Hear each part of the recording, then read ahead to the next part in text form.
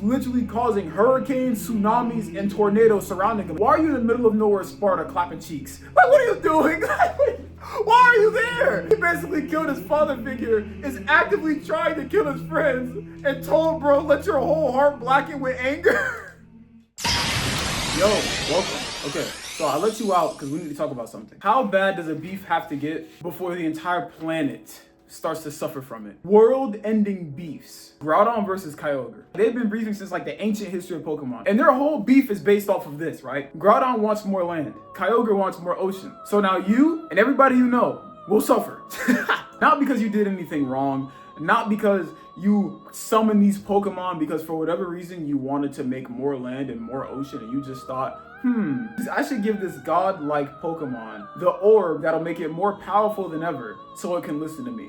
Yeah, not because you did any of that, but because you were sitting in your house and these two titans started beefing and now your backyard is half on fire and half pretty much frozen or drowning. That's tough. The beefs get so bad, Rayquaza himself has to come down from the heavens.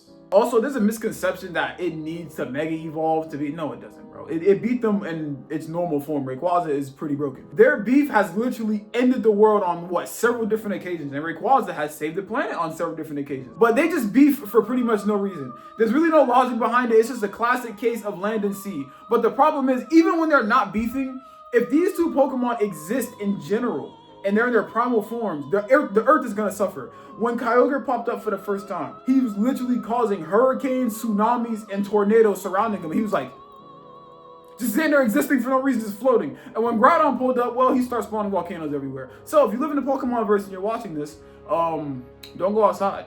Imagine working for somebody for 10, 20 years, I think it was. And you're working for this person, these people, this organization of people. And they tell you, oh, listen, if you work for us, we're gonna grant any one wish you want. Next thing you know, you go to basically get your check or get your rights and you find out they lied.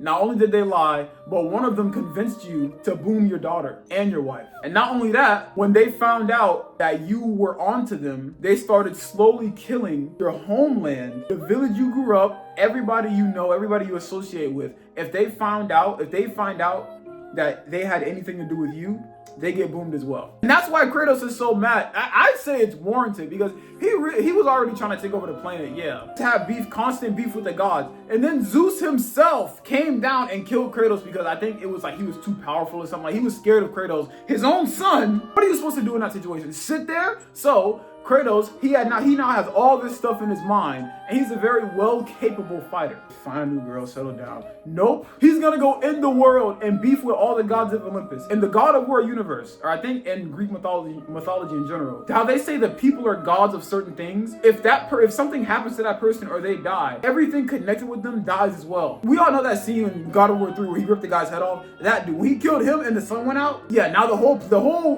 planet feels that. And he doesn't care. He's still beefing. Then he kills the one guy with the fast legs. He chops his legs off and then he dies. And that's like the guy for like all the health stuff, like healing and prosperity and not disease and things like that. Yeah, he booms him too. And then he goes and sees Hades, literally the king of the underworld. Not only are they trying to stop him, because if they don't stop Kratos, he's gonna end the world. It's not even a beef just between, he doesn't care. He ends the world. He kills Poseidon, the god of the sea, right? Snaps his neck, throws him off the cliff. The sea level rises 10,000 feet. Did you see? You remember the beginning where all those people died? They were like, oh, because the sea level rose. Kratos did all of that. So he does the work and he still doesn't get what he wants, and you expect him to be happy? No, that's a fade. That's a world-ending fade. Kratos ended the world, and honestly, because he got spawn camped, bro. I'm not gonna lie, Kratos got spawn camped. His brother had a mark, right? And basically the gods are the foretellers, which are really the instigators. I think I might make that another video. The best instigators in all of like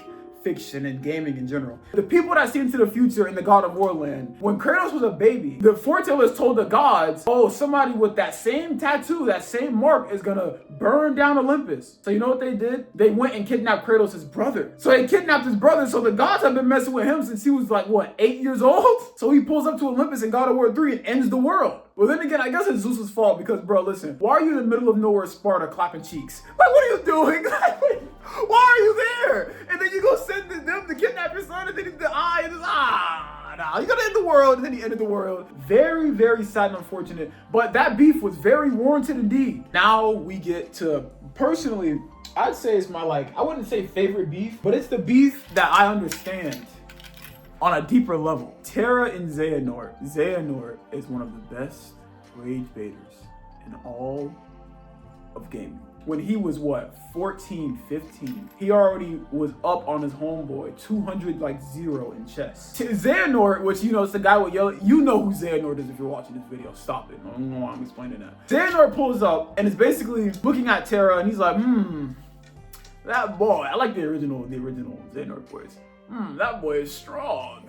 I wonder what he's gonna do. I wonder how strong he can get. Oh, he has darkness too? Xehanort basically peeps that Terra has darkness in his heart. But Terra had an unusual amount of darkness from wanting to be stronger and wanting to be a Keyblade Master. So he was low-key willing to do whatever it took. And throughout the series, people basically manipulated him and, you know, got him to do a bunch of crazy stuff using the darkness in his heart, right? The darkness in it. He didn't want to do that. He knew the darkness was there, but, you know, he was inexperienced. So Xehanort pulls up, somebody who's been around since what? 100 years almost, bro. Xehanort was like 80 something when he pulled up. Throughout the game, right? Xehanort comes back and keeps setting up instances to where Terra has no choice but to basically act on the darkness in his heart. Like when he fought Xigbar for the first time, right? And he gave Xigbar a scar. Like when all that happened, Xehanort set that up. Xehanort basically killed his best friend in an attempt to make Terra mad. Then oh my god. Then they get to the part at the end that we've all seen where like they're fighting Xehanort in his armor, and bro, they get washed. I'm not gonna lie, they get it's not even close. So basically Xehanort gives all of them belt, right? And then this is the part that really exemplifies their beef and why Terra's rage is justified at this point. So all that stuff happens throughout the game. They get to the end, Terra is ready to crash out. He's like, you killed my dad, leave my friends alone. And you know what Xehanort's doing the whole time? He said, yes, boy, more. Let your whole heart blacken with anger. You just killed his, bro. He basically killed his father figure, is actively trying to kill his friends, and told bro, let your whole heart blacken with anger.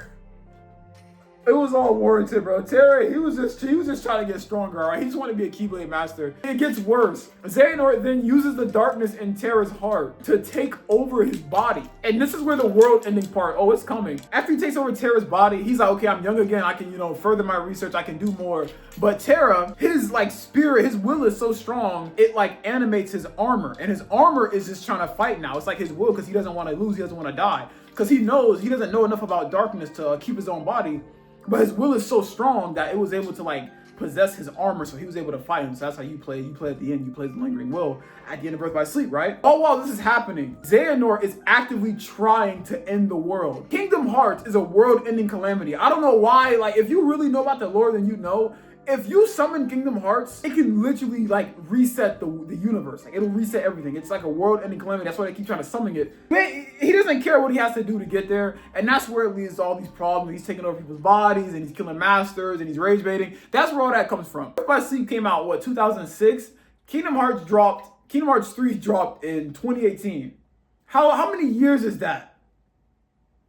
That's a long time. Terra, he was just trying to get stronger, and then Xehanort pulled up and said, you want to get stronger, huh?